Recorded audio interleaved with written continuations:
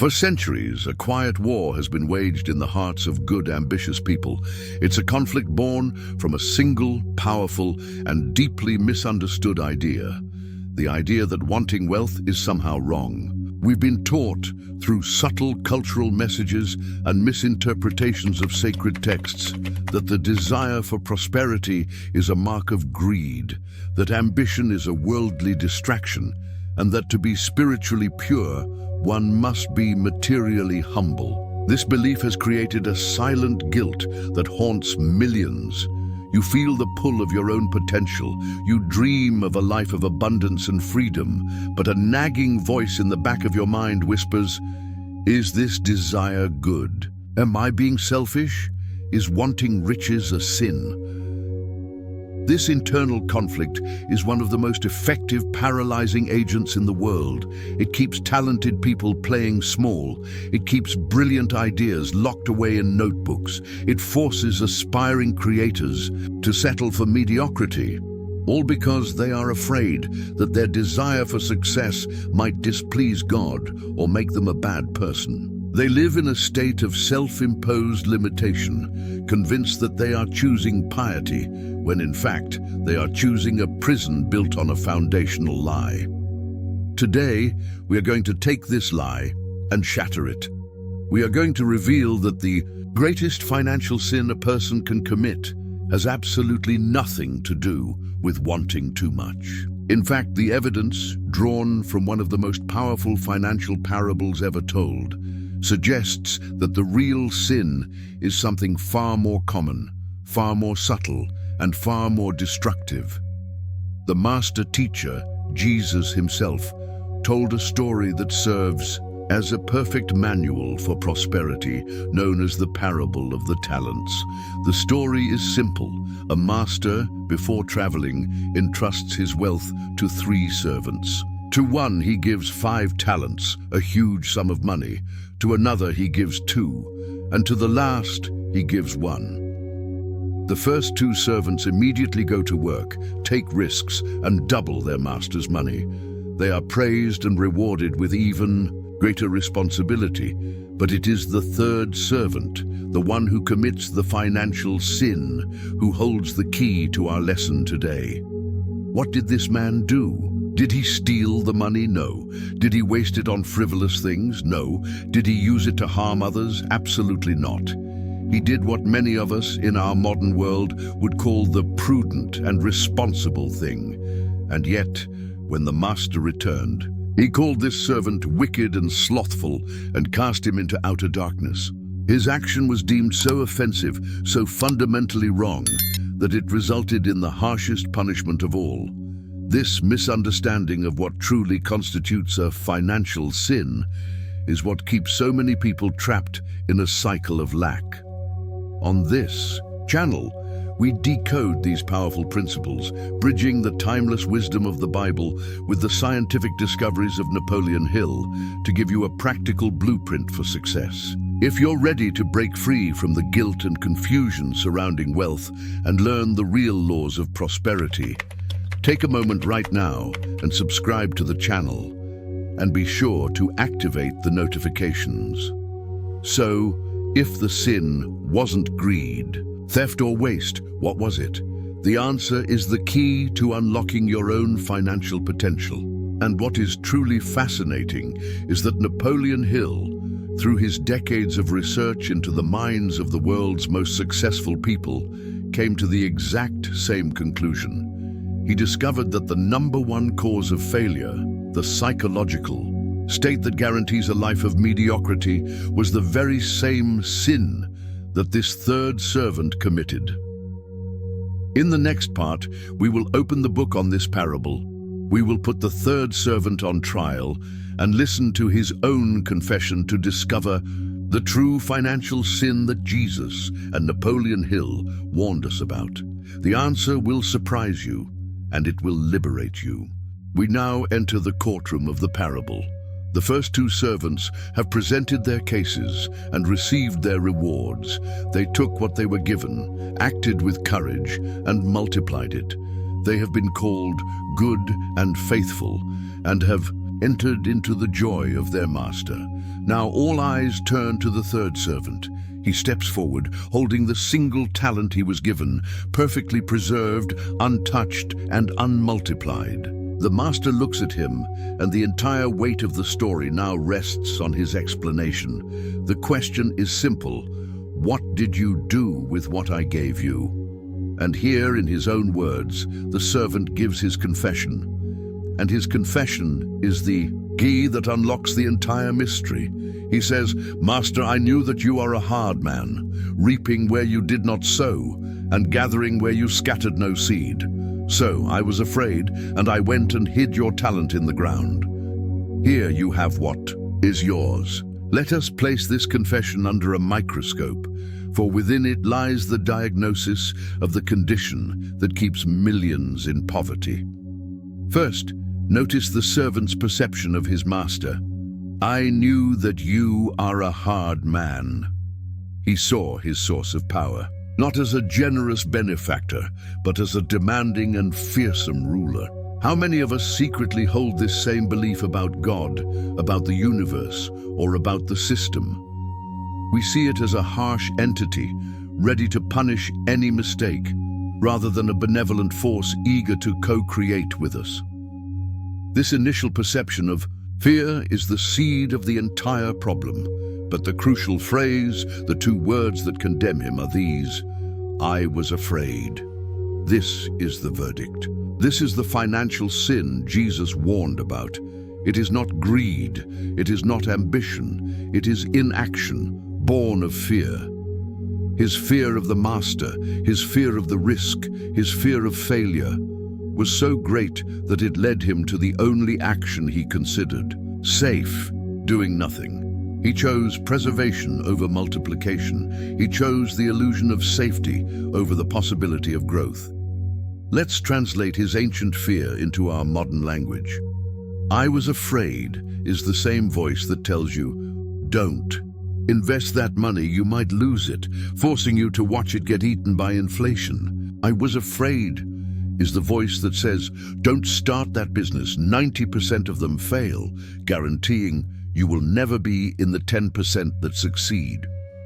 "I was afraid" is the voice that whispers, "Don't share that idea, people will think it's stupid," ensuring your genius remains a secret forever. The sin of the third servant is the sin of allowing fear to be the CEO of your life.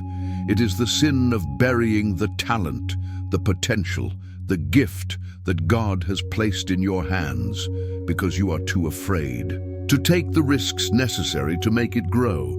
And what is the consequence of this fear-based action? It is one of the most terrifying and misunderstood laws of the universe. The master, furious, does not just rebuke him. He commands, "Take the talent from him and give it to the one who has the 10 talents. And then he delivers the universal law that governs this process. "For to everyone who has, more will be given, and he will have an abundance. But from the one who has not, even what he has will be taken away." This is not a cruel punishment from a harsh master. It is a description of how energy and momentum work. The servants who used what they had, who took risks and acted in faith, generated momentum. And the universe, by law, gives more resources to where momentum is already happening. The servant who hoarded what he had, who acted from fear, generated inertia. And in a universe that is in constant motion, anything that is not growing is, by definition, dying.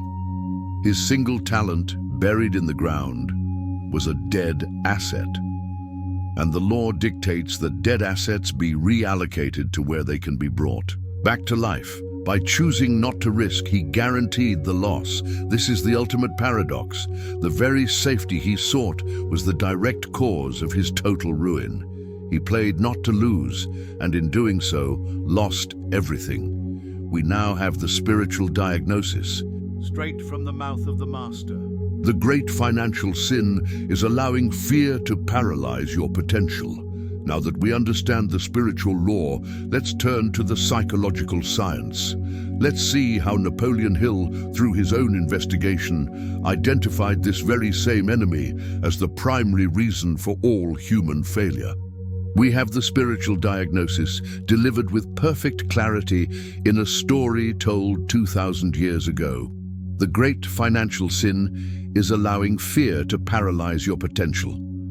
Now, let us leave the ancient hills of Galilee and enter the modern laboratory of the mind, the laboratory of Napoleon Hill.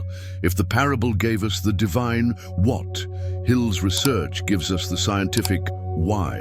He was an investigator, a man who treated success and failure not as mysteries of fate, but as the results of specific, identifiable mental causes. For over 20 years, Napoleon Hill dissected the minds of the most successful men of his era, but he also studied, with equal intensity, the minds of the thousands who failed.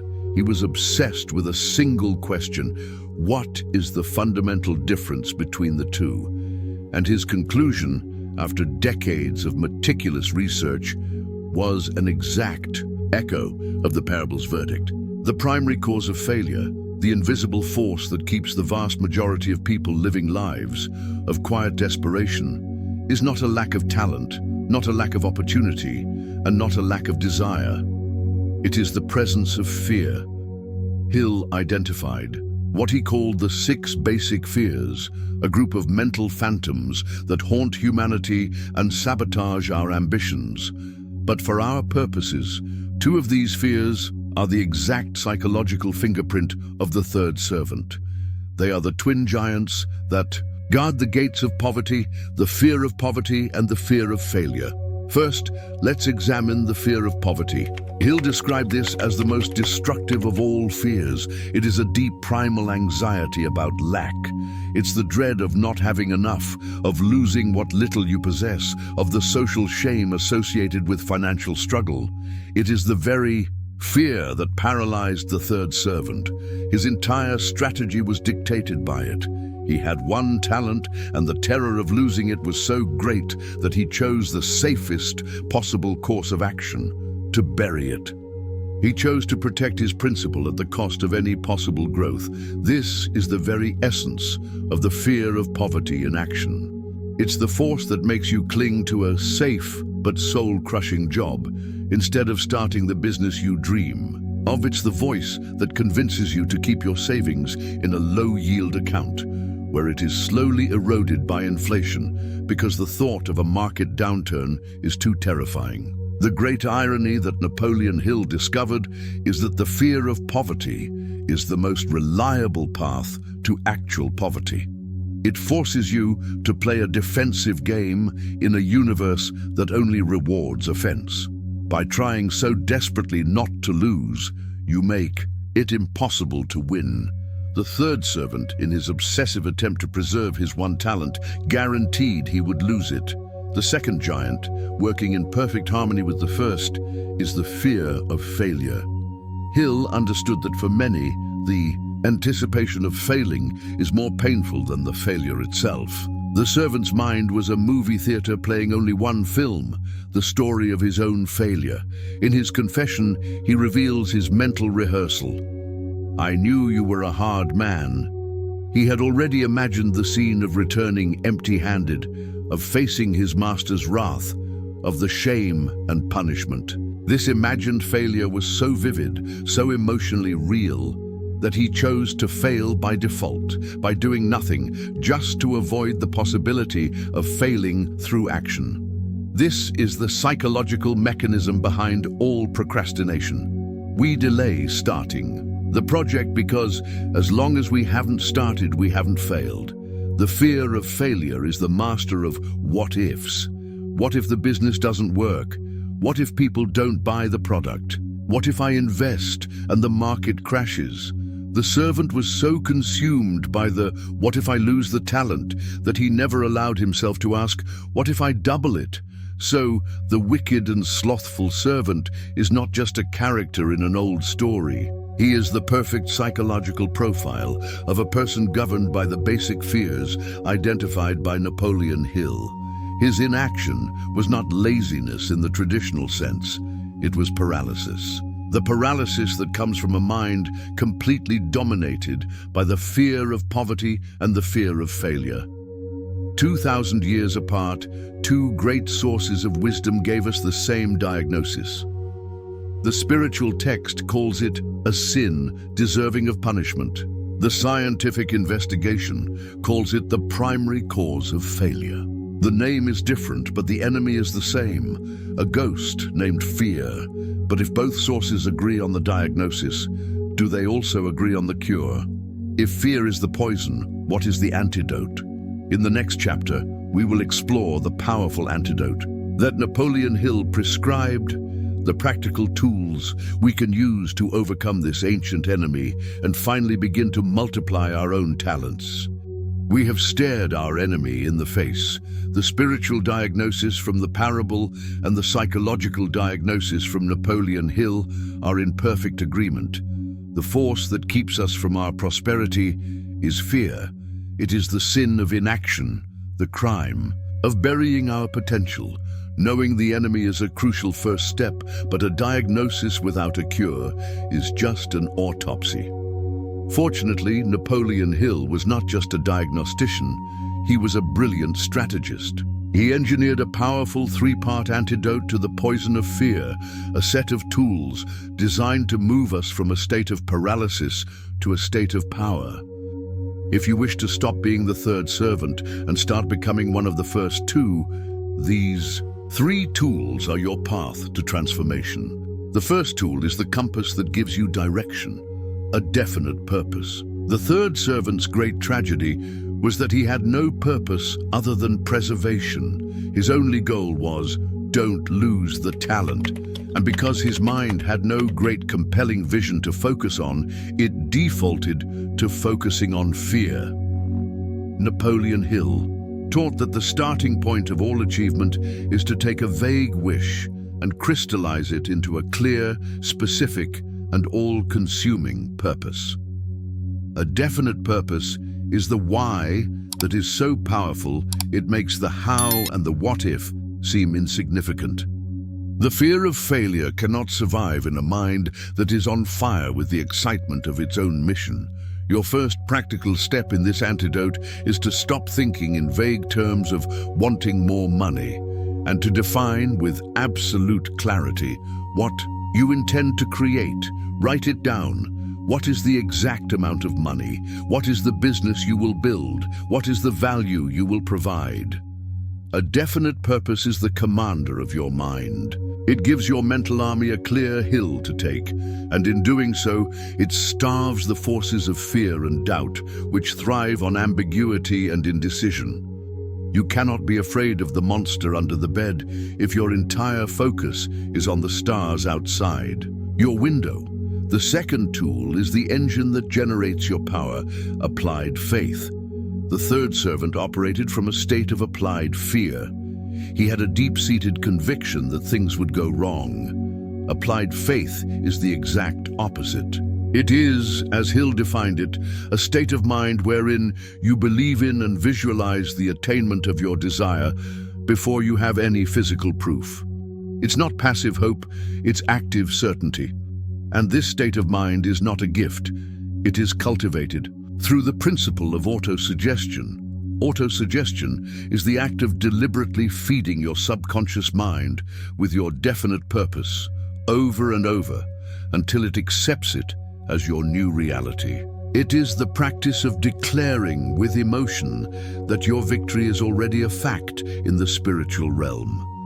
When you, day after day, declare, "I am a master at creating value and attracting wealth," you are actively overwriting the old software of "I am afraid of failure." Applied faith, built through this process, is the direct antidote to the fearful mindset. It doesn't deny the existence of risk, it simply sees the attainment of the purpose as more real and more powerful than any temporary obstacle. The third tool is the vehicle that moves you forward, persistent action. The first 2 servants, upon receiving their talents, went to work immediately. The third servant, paralyzed by fear, did nothing. Hill taught that all the purpose and faith in the world are useless without the final crucial step, action. Not just one action, but persistent, continuous action in the direction of your goal. this is where the rubber meets the road. This is what it means to stop burying your talent and start investing it. Persistent action is the physical expression of your applied faith. It is the daily work of building, of calling, of creating, of moving forward, even when you don't feel like it, even when you face setbacks. The fear of failure often screams the loudest right before you take action. Persistent action is the act of feeling that fear and doing it anyway. And a funny thing happens when you do. The action itself dissolves the fear. The monster you imagined is never as terrifying as the one you actually face. Each step you take, no matter how small, builds momentum and shrinks the giant of fear in your mind.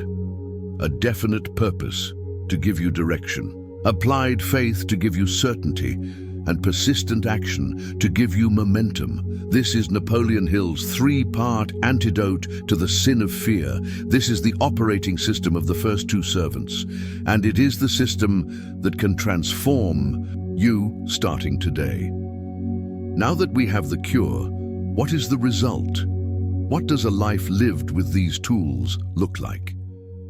In our final chapter, we will explore the reward for applying this antidote. We have arrived at the end of the parable, and at the beginning of your new reality. We have stood in the courtroom and heard the verdict. We have seen the tragic consequences of the financial sin of fear, and we have been given the powerful three-part antidote engineered by Napoleon Hill. Now we stand at a crossroads, the same one the third servant faced. Two paths lie before us. The path of the fearful servant or the path of the master multiplier. The path of the fearful servant leads to a life of what-ifs. It's a life spent looking over the fence, watching others build their empires, while you stand guard over your single buried talent. It is a life of quiet regret, haunted by the ghost of the person you could have become. The great tragedy is that the safety this path promises is a lie.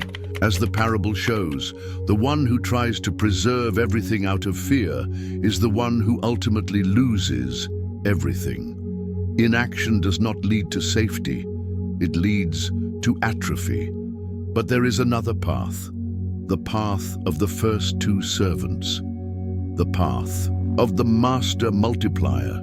This is the path of the person who accepts the antidote, the person who decides that their fear will no longer be the master of their fate. When you begin to apply these three tools consistently, your identity starts to shift. Your definite purpose acts as your compass, always pointing you toward your true north, making the distractions and doubts of the world lose their power. Your applied faith becomes your engine, generating the certainty and the emotional power needed to move forward even when the path is not clear. And your persistent action becomes your vehicle, the tangible expression of your faith, creating momentum with every single step you take. You stop seeing the world through the eyes of the third servant as a harsh and punishing place full of risk. Instead, you begin to see it through the eyes of the first two servants, as a field of infinite opportunity, where every talent given is a seed with the potential for a great harvest. You no longer ask, "What if I lose?" You begin to ask, "How much can I multiply? And what is the final reward for choosing this path?" In the parable, it is the master's highest praise. "Well done, good and faithful servant. You have been faithful over a little. I will set you over much. Enter into the joy of your master." The reward is not just the multiplication of your talents. It is the joy of your master. It is the profound satisfaction that comes from knowing you took the gifts you were given and had the courage to make them grow. It is the inner peace of living a life aligned with your highest potential. Napoleon Hill would describe this as the ultimate riches, the development of a character of unshakable faith, of unwavering persistence, of absolute self-mastery. The money, the success, the influence, these are simply the natural byproducts.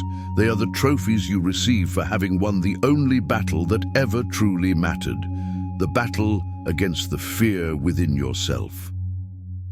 So, the lesson of this timeless Story validated by decades of research is this: the universe does not reward preservation, it rewards multiplication. You were not given your talents, your ideas, your skills, your unique potential to be buried for safekeeping. You were given them to be invested, risked, and multiplied for the good of yourself and the world. The time for burying your potential is over. The fear has been diagnosed and the antidote has been delivered. The choice now is yours. Look inside. What is the one talent you have been hiding in the ground out of fear? Dig it up, apply the antidote, and become the master multiplier you were born to be.